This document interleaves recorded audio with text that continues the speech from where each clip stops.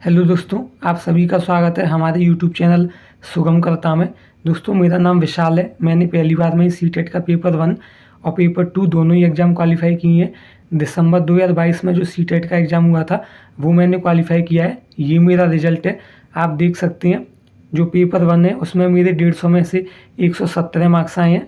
ठीक है, पेपर 1 में 150 में से 117 और जो पेपर 2 है उसमें मेरे 150 में से 102 मार्क्स आए हैं, जैसा कि आप यहाँ पर देख सकते हैं। दोस्तों, अगर आपने हमारे चैनल को अभी तक सब्सक्राइब नहीं किया है तो इस वीडियो के नीचे इस तरह का सब्सक्राइब का बटन आ रहा होगा, इस पर आपको दबाना है। और जब आप इस बटन पर दबाएंगे तो इस तरह की बेल बन करके आएगी। और जब आप इस बेल पर दबाएंगे तो इस तरह के कुछ ऑप्शंस बन करके आएंगे, जिनमें से आपको ऑल पर दबा करके रखना है। इससे ये होगा दोस्तों, जब भी हम कोई नई वीडियो डालेंगे तो आपको नोटिफिकेशन मिल जाएगा। दोस्तों, अगर मैं आपको अपने बारे में बताऊं तो मैंने एयरफोर्स का एयरमैन एग्ज़ाम क्वालिफाई किया हुआ है और रेलवे का लेवल 1 एग्ज़ाम क्वालिफाई किया है, जिसे हम ग्रुप डी एग्ज़ाम भी कह देते हैं। और यूपी SSSC का पीटी एग्ज़ाम क्वालिफाई किया है। ये एग्ज़ाम उत्तर प्रदेश में होता है। और सीटेट का पेपर 1 और पेपर 2 दोनों ही एग्ज़ाम मैंने पहली बार में ही क्वालिफाई किए हैं। दोस्तों, इस वीडियो में हम सीटेट के पेपर 1 के CDP के क्वेश्चंस पढ़ने वाले हैं। 8 जनवरी 2022 को जो सीटेट का पेपर 1 हुआ था उसमें CDP के जो 30 क्वेश्चंस पूछे गए थे, उन सभी क्वेश्चंस को हम इस वीडियो में पढ़ने वाले हैं। दोस्तों, अगर आप हमारी सभी वीडियोस को देखते हैं, रेगुलर चैनल को फॉलो करते हैं, तो आप आसानी से CDP में 30 में से 30 नंबर लेकर के आ सकते हैं। ये पेपर नंबर 18 है। इससे पहले हम 17 पेपर सॉल्व कर चुके हैं, जिन्हें आप हमारे चैनल की प्लेलिस्ट में जा कर के देख सकते हैं। सभी क्वेश्चंस को एकदम डिटेल में अच्छे से डिस्कस किया गया है। दोस्तों, जिन चीज़ों को पढ़कर मेरे पहली बार में ही सीटेट के एग्ज़ाम में 117 मार्क्स आए हैं, उन सभी चीज़ों की तैयारी मैं आपको कराऊंगा, जिन्हें पढ़कर आप भी आसानी से सीटेट के एग्ज़ाम में पहली बार में ही 120 से ज़्यादा नंबर लेकर के आ सकते हैं। और दोस्तों, पॉजिटिव और नेगेटिव वर्ड्स की हेल्प से हम क्वेश्चंस के आंसर देने की कोशिश करेंगे। अगर आप एक बार को क्वेश्चन को ना भी पढ़ें, केवल ऑप्शंस को ही पढ़ लें, तो भी आप जो पॉजिटिव और नेगेटिव वर्ड्स होती हैं उनकी हेल्प से आंसर का पता लगा सकते हैं। दोस्तों, इस वीडियो में जो क्वेश्चंस लिए गए हैं वो सभी क्वेश्चंस 100% ओरिजिनल क्वेश्चंस हैं। सभी क्वेश्चंस रेस्पॉन्स शीट से लिए गए हैं और सभी के जो आंसर्स हैं वो रिवाइज्ड आंसर की से मैच किए हुए हैं, इसलिए आपको बिल्कुल भी परेशान नहीं होना है। सभी क्वेश्चंस के आंसर वेरीफाई किए हुए हैं। एग्जाम में एक भी क्वेश्चन आपका गलत नहीं होगा और एक भी आंसर आपका गलत नहीं होगा। तो चलिए दोस्तों, इस वीडियो को शुरू करते हैं। पहला क्वेश्चन है, प्रभावी अधिगम हेतु एक शिक्षिका को विद्यार्थियों में डैश को सक्रिय करना चाहिए। तो ऑप्शन नंबर 1, हीनता की भावना को सक्रिय करना चाहिए, तो ये हो गया हमारा गलत। ठीक है। ऑप्शन नंबर 2, क्षमता के वृद्धिशील होने की धारणा, तो ये ऑप्शन सही है। ठीक है, लेकिन इसको उत्तर मानने से पहले हम बाकी के दोनों ऑप्शंस को भी पढ़ लेते हैं। ऑप्शन नंबर 3, क्षमता को स्थायी मानने की धारणा, तो जो क्षमता होती है वह क्या है, वह स्थायी नहीं होती, तो ये वाला ऑप्शन हो गया हमारा गलत। ऑप्शन नंबर 4, प्रतिस्पर्धा की भावना, तो हमें बच्चों में कंपटीशन को बढ़ावा नहीं देना है, हमें प्रतिस्पर्धा में बढ़ावा नहीं देना है, तो ऑप्शन नंबर 4 हो गया गलत। तो देखिए दोस्तों, ऑप्शन नंबर 2 डिफरेंट है। जो ऑप्शन बाकी के 3 ऑप्शन से डिफरेंट होता है वही हमारा आंसर होता है। तो ऑप्शन नंबर 2 बाकी के 3 से डिफरेंट है, तो यही हमारा आंसर हो जाएगा। नेक्स्ट क्वेश्चन देखेंगे।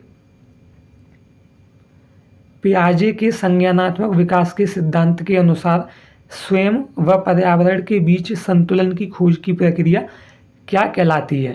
पियाजे के संज्ञानात्मक विकास के सिद्धांत के अनुसार स्वयं व पर्यावरण के बीच संतुलन की खोज की प्रक्रिया क्या कहलाती है। तो यह साम्यीकरण कहलाती है। क्या कहलाती है, साम्यीकरण कहलाती है। ऑप्शन नंबर 2 हमारा सही आंसर हो जाएगा। बाकी के ऑप्शन को देख लीजिए दोस्तों।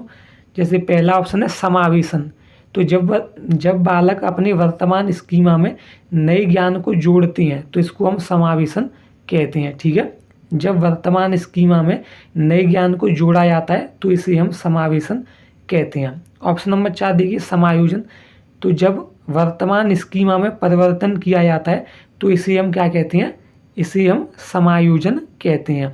जब वर्तमान स्कीमा में परिवर्तन, संशोधन या बदलाव किया जाए तो इसे हम समायोजन कहते हैं। तो इस वाले क्वेश्चन का जो आंसर है वो हो जाएगा ऑप्शन नंबर 2।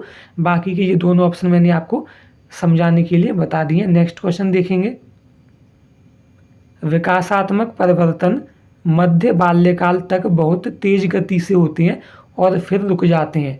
तो ये ऑप्शन हो गया हमारा गलत, क्योंकि इसमें बोला गया है कि विकास रुक जाते हैं, जबकि जो विकास होता है बालक का वह रुकता नहीं है, वह जीवन पर्यंत निरंतर चलता रहता है। ऑप्शन नंबर 2, हमेशा एक रैखिक तरीके से होती हैं और एक आयामी होती हैं। तो ये वाला वाक्य भी गलत है, क्योंकि देखिए हमेशा रैखिक तरीके से होती हैं, तो ये वाक्य नेगेटिव है। जो विकास है वह रैखिक तरीके से नहीं होता है, एक आयामी होता है, तो ये भी गलत है। विकास एक आयामी नहीं होता है, बल्कि विकास बहुआयामी होता है। ऑप्शन नंबर 3, वंशानुगत कारकों और पर्यावरणीय प्रभावों की परस्पर क्रिया है। तो ऑप्शन नंबर 3 सही वाक्य बोला गया है। जो विकास होता है या फिर जो विकासात्मक परिवर्तन होते हैं वे वंशानुगत कारकों और पर्यावरणीय प्रभावों की परस्पर क्रिया होते हैं।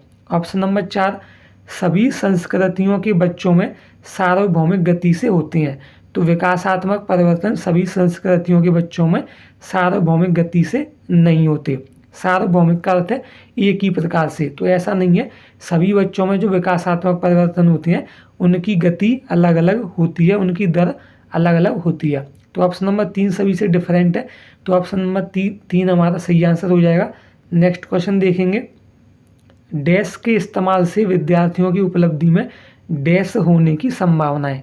तो देखिए शिक्षार्थी केंद्रित शिक्षा शास्त्र के इस्तेमाल से विद्यार्थियों की उपलब्धि में कमी होने की संभावना है। तो ये वाला वाक्य हो गया गलत, ठीक है। अगर कक्षा शिक्षार्थी केंद्रित होगी तो विद्यार्थियों की उपलब्धि में कमी नहीं होगी बल्कि वृद्धि होगी, लेकिन यहाँ बोला गया कमी, इसलिए ये ऑप्शन हो गया हमारा गलत। ऑप्शन नंबर 2, प्रासंगिक पाठ्यक्रम के इस्तेमाल से विद्यार्थियों की उपलब्धि में कमी होने की संभावना है। तो ये भी गलत है। अगर हम बालकों को प्रासंगिक पाठ्यक्रम पढ़ाएंगे तो उनकी उपलब्धि में कमी नहीं होगी बल्कि सुधार होगा। ऑप्शन नंबर 3, सामाजिक बहिष्कार के इस्तेमाल से विद्यार्थियों की उपलब्धि में सुधार होने की संभावना है। तो ये वाला वाक्य भी गलत है। अगर बालक का सामाजिक बहिष्कार किया जाए तो उसकी उपलब्धि में कोई भी सुधार नहीं होगा। ऑप्शन नंबर 4, सामाजिक सहयोग के इस्तेमाल से विद्यार्थियों की उपलब्धि में वृद्धि होने की संभावना है। तो ऑप्शन नंबर 4 बिल्कुल सही है। अगर बच्चे को समाज से सहयोग मिलेगा तो इससे बच्चे की उपलब्धि में वृद्धि होने की संभावना है। ऑप्शन नंबर 4 हमारा सही आंसर हो जाएगा। नेक्स्ट क्वेश्चन देखेंगे। निम्नलिखित में से कौन सा बाह्य अभिप्रेरणा का उदाहरण नहीं है? ठीक है, निम्नलिखित में से कौन सा बाहरी अभिप्रेरणा का उदाहरण नहीं है? तो बाहरी अभिप्रेरणा का उदाहरण नहीं है तो क्या हुआ, आंतरिक अभिप्रेरणा का उदाहरण होगा। तो देखिए ऑप्शन नंबर 1, दंड से बचने के लिए गृह कार्य करना। तो ये वाला जो ऑप्शन है वह बाहरी अभिप्रेरणा का उदाहरण है, तो यहाँ हम लिख देंगे बी। ठीक है, दंड से बचने के लिए जब बालक गृह कार्य करता है तो यह बाहरी अभिप्रेरणा का उदाहरण होता है। ऑप्शन नंबर 2, प्रतियोगिता जीतने के लिए शतरंज सीखना। तो यह भी बाहरी अभिप्रेरणा का उदाहरण है। ऑप्शन नंबर 3, साथियों को प्रभावित करने के लिए नृत्य में भाग लेना। तो ये भी बाहरी अभिप्रेरणा का उदाहरण है। ऑप्शन नंबर 4, ज्ञान प्राप्त करने के लिए वाद विवाद समूह में शामिल होना। तो ऑप्शन नंबर 4 आंतरिक अभिप्रेरणा का उदाहरण है। जब भी बालक किसी कार्य को अपनी रुचि से करते हैं, अपनी इच्छा से करते हैं, तो वह कार्य आंतरिक अभिप्रेरणा की वजह से होते हैं। तो जो चौथा ऑप्शन में बोला गया कि बच्चा ज्ञान प्राप्त करने के लिए वाद विवाद समूह में शामिल होता है, तो यह बच्चा अपनी इच्छा से कर रहा है, वह ज्ञान प्राप्त करने के लिए कर रहा है, तो यह आंतरिक अभिप्रेरणा का उदाहरण हो जाएगा।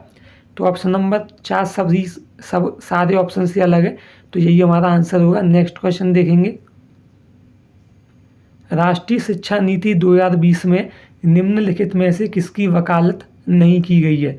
ऑप्शन नंबर 1, संरचनात्मक समझ पर जोर। तो ये वाला वाक्य सही है। राष्ट्रीय शिक्षा नीति 2020 में संरचनात्मक समझ पर जोर दिया गया है। ऑप्शन नंबर 2, योगात्मक मूल्यांकन। तो ये वाला वाक्य गलत है। ठीक है, योगात्मक मूल्यांकन एक नेगेटिव वर्ड है, इसलिए ये वाला वाक्य हो गया हमारा गलत। ऑप्शन नंबर 3, पाठ्यक्रम में वृद्धि। तो राष्ट्रीय शिक्षा नीति 2020 पाठ्यक्रम में वृद्धि की वकालत नहीं करती है। तो पाठ्यक्रम में वृद्धि करना, ये बात भी गलत है। ऑप्शन नंबर 4, प्रौद्योगिकी के उपयोग में कमी, तो ये भी गलत है। राष्ट्रीय शिक्षा नीति ये बिल्कुल नहीं कहती कि प्रौद्योगिकी के उपयोग में कमी की जाए।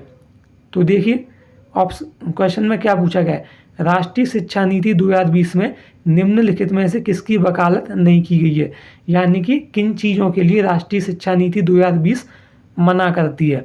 तो दूसरे, तीसरे और चौथे ऑप्शन के लिए राष्ट्रीय शिक्षा नीति मना करती है। तो ऑप्शन नंबर 4 में दे रखे हैं दूसरा, तीसरा और चौथा, तो यही हमारा सही आंसर हो जाएगा। नेक्स्ट क्वेश्चन देखेंगे, एक शिक्षिका किस संरचना का इस्तेमाल करती है जब वह एक बच्ची की जिग्सॉ पहेली बनाने में मदद करती है इशारों व संकेतों से। तो इसका आंसर हो जाएगा ऑप्शन नंबर 2, पाड़। दोस्तों, जब भी शिक्षक के द्वारा या किसी बड़े व्यक्ति के द्वारा बालक की सहायता की जाती है तो इसे हम पाड़ प्रदान करना कहते हैं। और जब किसी भी व्यक्ति या शिक्षक के द्वारा बालक को पाड़ प्रदान की जाती है तो बच्चे को किसी भी प्रश्न का सीधा सीधा उत्तर नहीं बताया जाता है, बल्कि इशारों और संकेतों से बच्चे को पाड़ प्रदान करने का कार्य किया जाता है। तो ऑप्शन नंबर 2 हमारा सही आंसर हो जाएगा। दोस्तों, कभी कभी क्वेश्चन पूछा जाता है कि बच्चों को पाड़ प्रदान करने का क्या तरीका होता है, तो ऑप्शन में दे रखा होता है इशारे और संकेत। तो बच्चों को पाड़ प्रदान करने का जो तरीका होता है वो होता है कि बच्चे को इशारों और संकेतों के जरिए बच्चे की मदद की जाती है। नेक्स्ट क्वेश्चन देखेंगे, निम्नलिखित में से क्या विद्यार्थियों के बीच किसी कार्य की संरचनात्मक समझ को सुसाध्य करने में सहायक है। तो चर्चा और संवाद पॉजिटिव वर्ड है, इसलिए ये वाला वाक्य हमारा सही हो गया। दंड नेगेटिव वर्ड है, ये वाला वाक्य गलत हो गया। प्रतियोगिता नेगेटिव वर्ड है, ये भी गलत हो गया। ठीक है, हमें बच्चों को दंड नहीं देना है और हमें बच्चों में प्रतियोगिता नहीं करवानी है। वेदन और अभ्यास, हमें बच्चों से वेदन और अभ्यास भी नहीं करवाना है, ये वाला ऑप्शन भी गलत है। तो ऑप्शन नंबर 1 सभी से डिफरेंट है, तो यही हमारा आंसर हो जाएगा। नेक्स्ट क्वेश्चन देखेंगे, अभिकथन ए, एक बाल केंद्रित कक्षा व्यक्तिवादी होती है और एक कठोर संरक्षित पाठ्यक्रम का अनुसरण करती है। तो ये वाला वाक्य गलत है। पहला वाला जो वाक्य बोला गया है अभिकथन ए, ये गलत है। ठीक है, जो बाल केंद्रित कक्षा होती है वह व्यक्तिवादी नहीं होती और किसी भी कठोर संरक्षित पाठ्यक्रम का अनुसरण नहीं करती है। कारण आर, बच्चा सबसे अच्छा तब सीखता है जब शिक्षक तानाशाह और नियंत्रक होता है। तो ये वाला वाक्य भी गलत है। शिक्षक का तानाशाह होना गलत बात है और नियंत्रक होना भी गलत बात है। तो ए और आर दोनों गलत हैं। ऑप्शन नंबर 4 हमारा सही आंसर हो जाएगा। नेक्स्ट क्वेश्चन देखेंगे, निम्नलिखित में से क्या एक प्रगतिशील कक्षा की विशेषता है। गतिविधियां या कार्य करते समय बच्चों का मूल्यांकन किया जाता है। तो ये वाला वाक्य बिल्कुल सही है। जब हम बच्चे को कोई भी चीज़ पढ़ा रहे होते हैं तो पढ़ाई के दौरान ही बच्चे का मूल्यांकन किया जाता है। ऑप्शन नंबर 2, समय सारणी और बैठने की व्यवस्था तय है। तो ये वाला वाक्य गलत है। समय सारणी तय नहीं होती और बैठने की व्यवस्था भी तय नहीं होती। बच्चे को जहाँ अच्छा लगे वहाँ पर वह बैठ सकता है। तो ये जो वर्ड दिया गया है इसमें तय एक नेगेटिव वर्ड होता है। नेक्स्ट ऑप्शन देखिए, बच्चों की भागीदारी न्यूनतम है। तो ये वाला वाक्य भी गलत है। एक प्रगतिशील कक्षा में बच्चों की भागीदारी न्यूनतम नहीं होती। ऑप्शन नंबर 4, शिक्षिका पूरी तरह से कक्षा को नियंत्रित करती है। तो ये वाला वाक्य भी गलत है। शिक्षक या शिक्षिका को कक्षा को नियंत्रित नहीं करना चाहिए। तो ऑप्शन नंबर 1 सभी से डिफरेंट है, तो यही हमारा आंसर हो जाएगा। नेक्स्ट क्वेश्चन देखेंगे। दोस्तों, आगे बढ़ने से पहले अगर आपने हमारे चैनल को अभी तक सब्सक्राइब नहीं किया है तो इस वीडियो के नीचे इस तरह का सब्सक्राइब का बटन आ रहा होगा, उस पर आपको दबाना है। और जब उस पर आप दबाएंगे तो इस तरह की बेल बन करके आएगी, इस बेल पर दबाना है। और जब आप इस बेल को दबाएंगे तो इस तरह के कुछ ऑप्शंस बन करके आएंगे, जिनमें से आपको ऑल पर सेलेक्ट करके रखना है।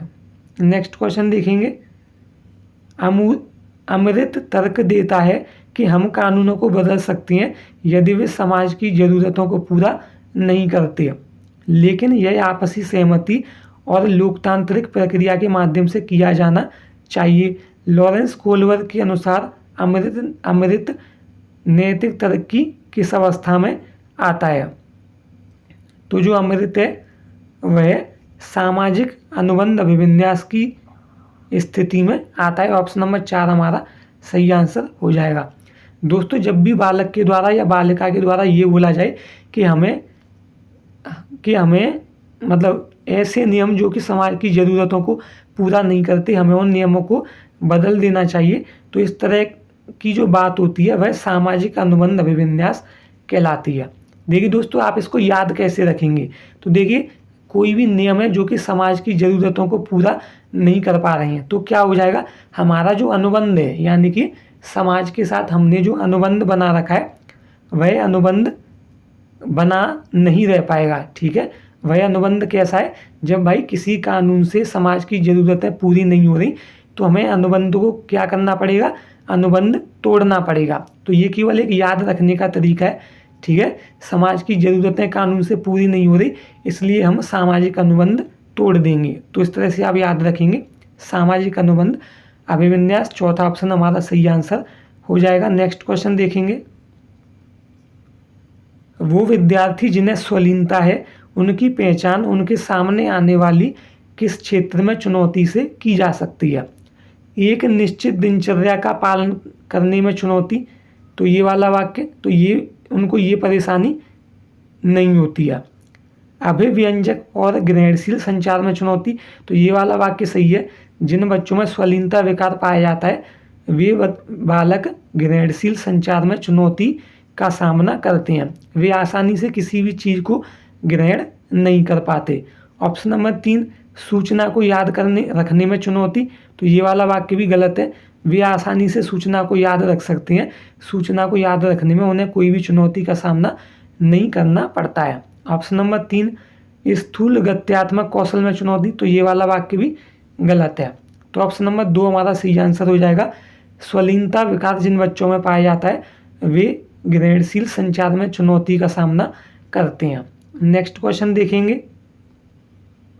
निम्नलिखित में से कौन सा अभ्यास विविध अधिगम प्राथमिकता वाले विद्यार्थियों को शामिल करने में सहायक होगा? ऑप्शन नंबर 1, उपकरणों और सहायक तकनीकों तक पहुंच कम करना, तो ये वाला वाक्य हो गया हमारा गलत। हमें बच्चों को उपकरणों और सहायक तकनीकों तक उसकी पहुंच को कम करना चाहिए, बिल्कुल नहीं, ये वाला वाक्य हो गया गलत। ऑप्शन नंबर 2, आसपास के खतरों और विकर्षणों को कम करना, तो ये वाला वाक्य बिल्कुल सही है। हमें बच्चे के आसपास के खतरों और विकर्षणों को कम करना चाहिए।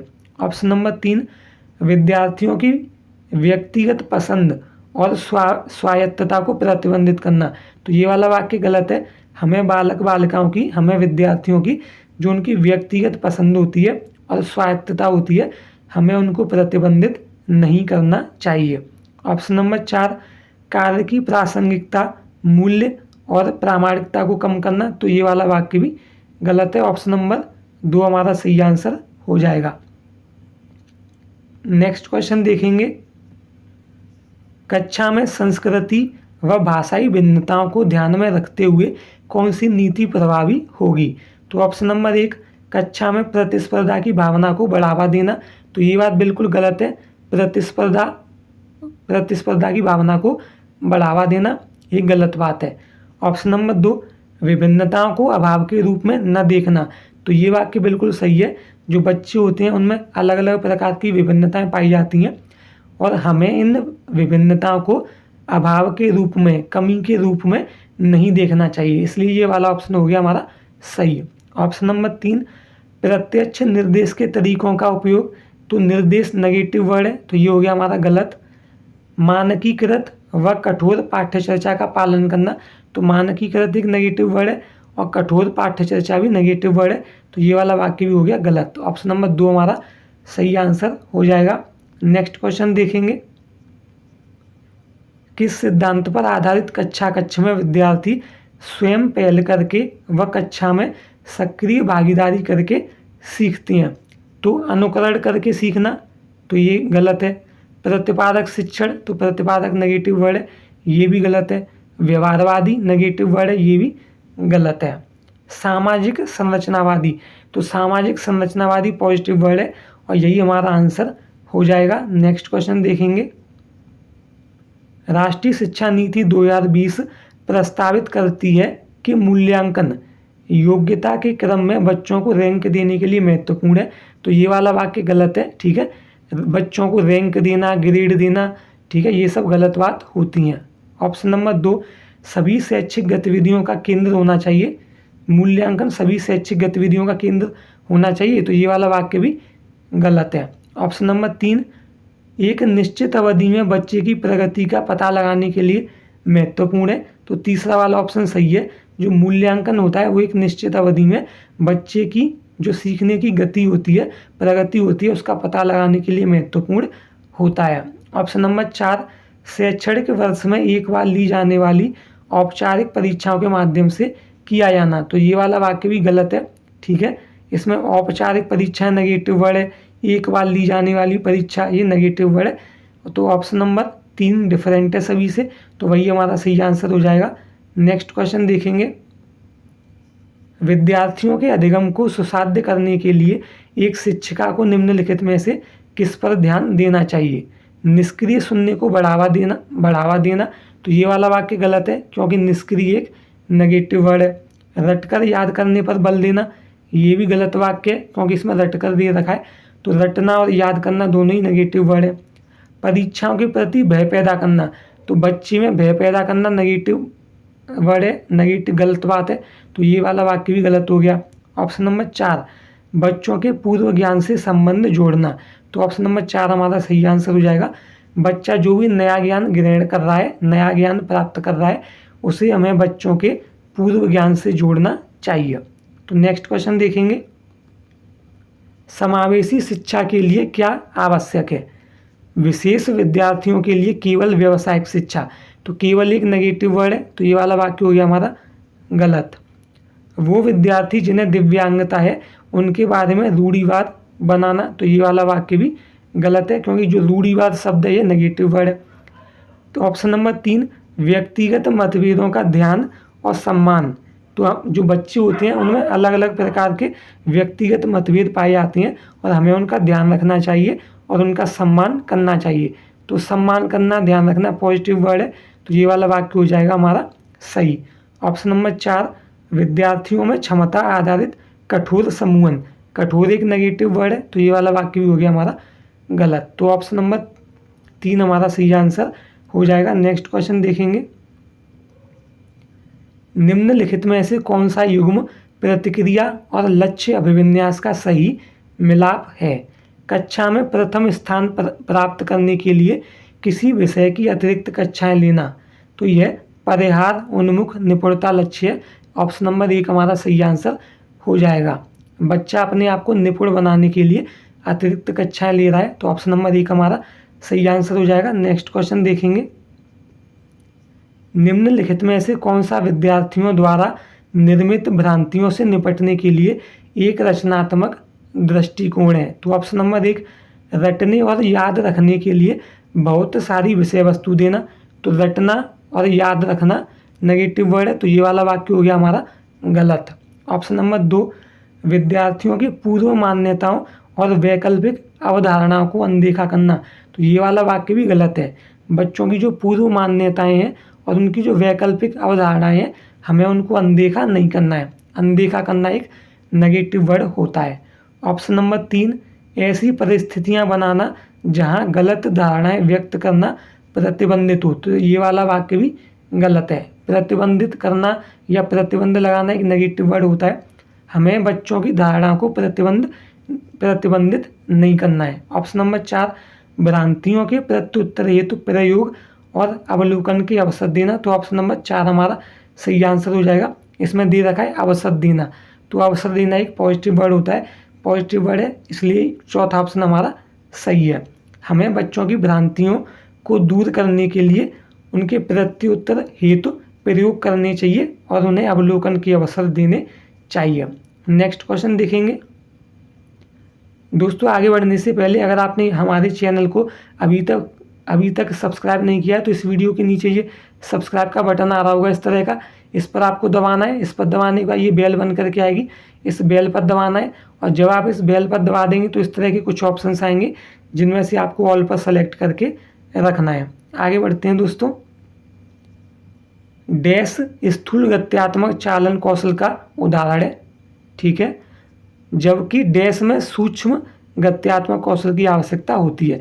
तो पहले वाले में स्थूल गत्यात्मक कौशल आएगा और दूसरी वाली खाली जगह में सूक्ष्म गत्यात्मक कौशल आएगा। तो देखिए, भागना स्थूल कौशल है, सही है, और चित्र बनाना सूक्ष्म कौशल है। तो ऑप्शन नंबर 1 हमारा सही आंसर हो जाएगा, ठीक है। तो ऑप्शन नंबर 1 हमारा सही आंसर हो जाएगा।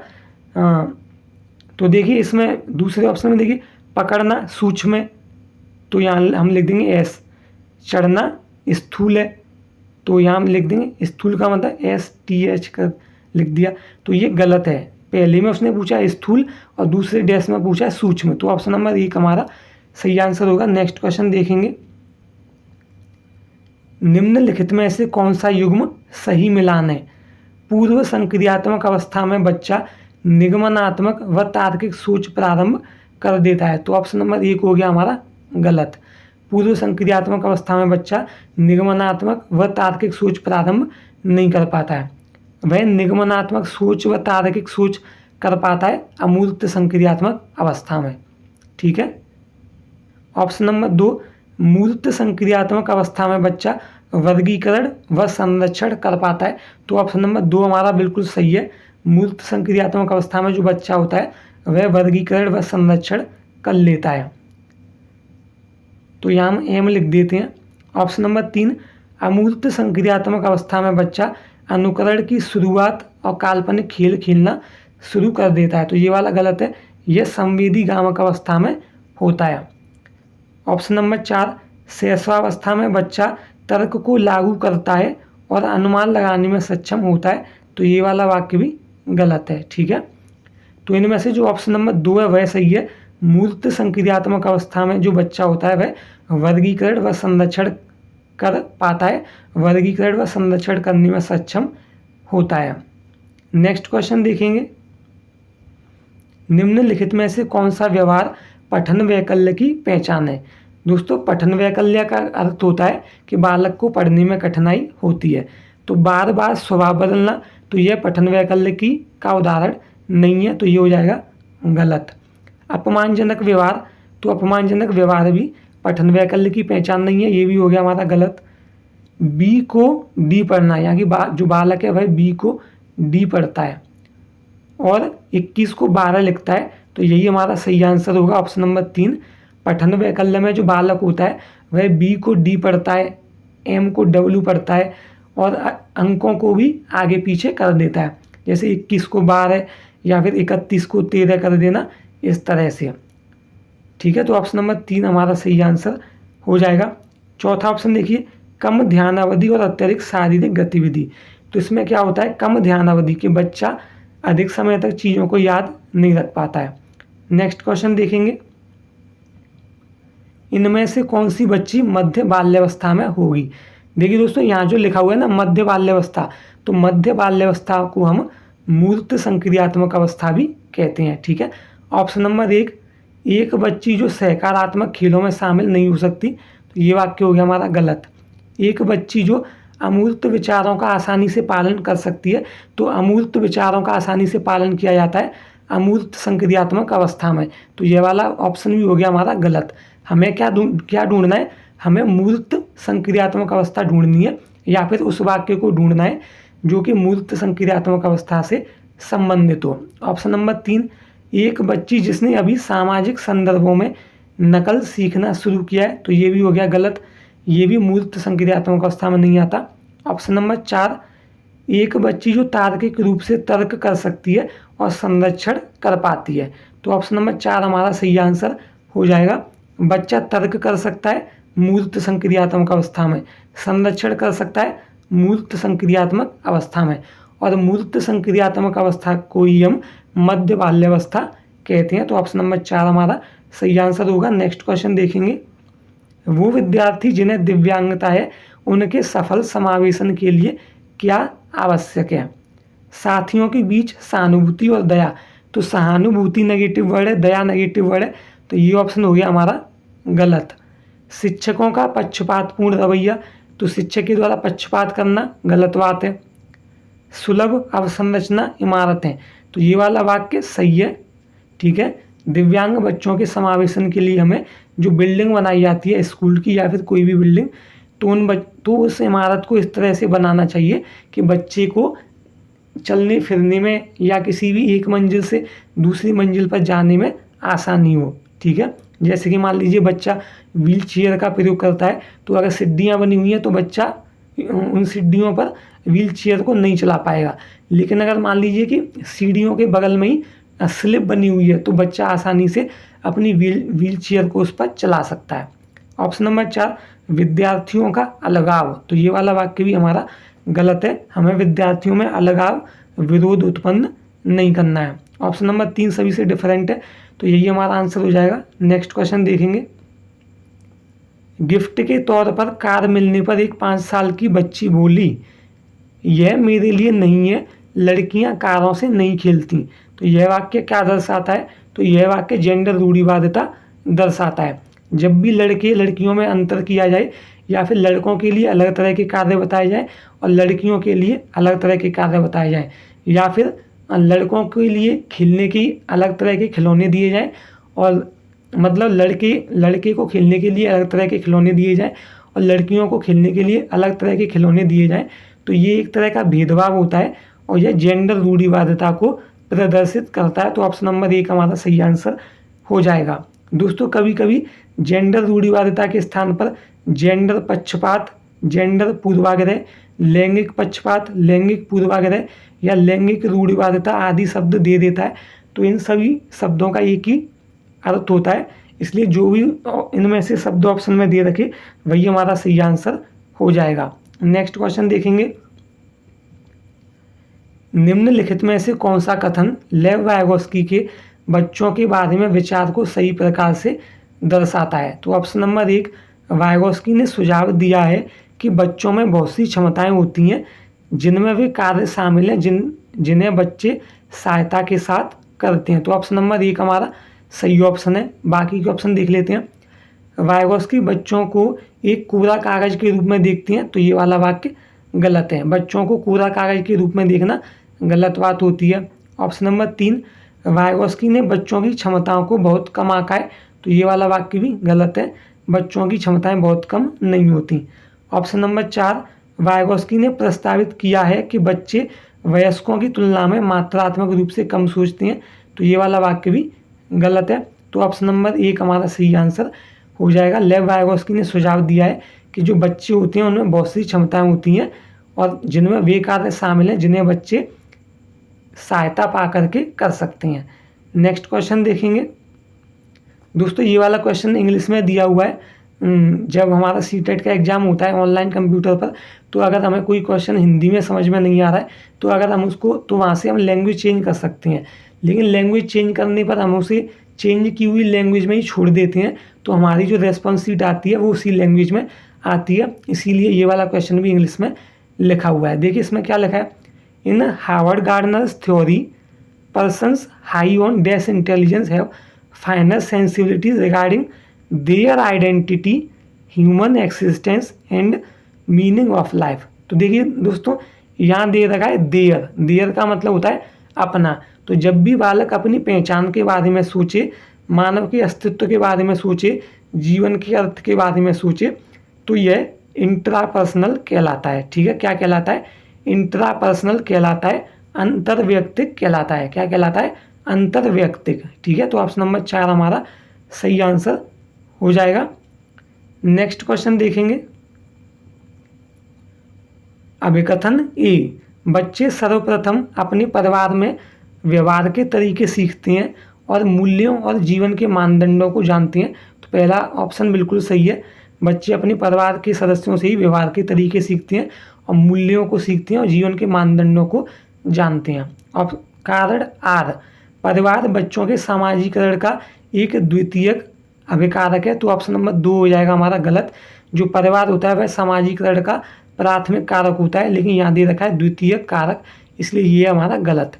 तो ए सही है लेकिन आर गलत है। तो ये सही है लेकिन आर गलत है। ऑप्शन नंबर 1 हमारा सही आंसर है। नेक्स्ट क्वेश्चन देखेंगे। सार्थक अधिगम तब होता है जब विषय वस्तु को गैर संदर्भित किया जाता है। तो ये वाला ऑप्शन हमारा गलत है। गैर संदर्भित एक नेगेटिव वर्ड है। हमें बच्चों को ऐसी चीज़ें नहीं पढ़ानी है जो कि गैर संदर्भित हों। हमें बच्चों को वो चीज़ें पढ़ानी है जो कि बच्चों के संदर्भ में सही हों।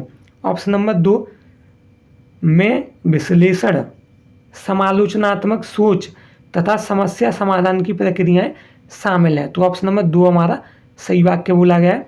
ऑप्शन नंबर 3 मुख्य रूप से ज्ञान को ज्यों का त्यों उत्पन्न करना। तो ये वाला वाक्य गलत है। हमें सीखी हुई चीज़ को वैसे की वैसे दोबारा से उत्पन्न नहीं करना है। ज्यों का त्यों या वैसे का ही वैसा या जैसे का ही जैसा, ये सभी नेगेटिव वर्ड होते हैं, इसलिए ये वाला ऑप्शन हो गया हमारा गलत। ठीक है। ऑप्शन नंबर 4 तब होता है जब सक्रिय रूप से विद्यार्थियों के अधिगम को नियंत्रित करते हैं। तो ये वाला वाक्य भी हमारा गलत है। हमें विद्यार्थियों के अधिगम को नियंत्रित नहीं करना है। आगे बढ़ते हैं दोस्तों अगर आपने हमारे चैनल को अभी तक सब्सक्राइब नहीं किया है तो इस वीडियो के नीचे इस तरह का सब्सक्राइब का बटन आ रहा होगा, इस पर आपको दबाना है। जब इस पर आप दबाएंगे तो इस तरह से बेल बन करके आएगी, और जब आप इस बेल को दबाएंगे तो इस तरह के कुछ ऑप्शंस आपको दिखाई देंगे, जिनमें से आपको ऑल पर दबा करके रखना है। इससे ये होगा दोस्तों, जब भी हम कोई नई वीडियो अपलोड करेंगे तो आपको नोटिफिकेशन मिल जाएगा। दोस्तों ये वीडियो आपको कैसी लगी कमेंट करके ज़रूर बताइएगा। वीडियो अच्छी लगी हो तो वीडियो को लाइक कर दीजिए, अपने दोस्तों के साथ शेयर कर दीजिए और चैनल को सब्सक्राइब कर लीजिए। इस वीडियो को देखने के लिए आपका बहुत बहुत धन्यवाद दोस्तों। हमारे चैनल के साथ जुड़े रहिए। मिलते हैं अगली वीडियो में।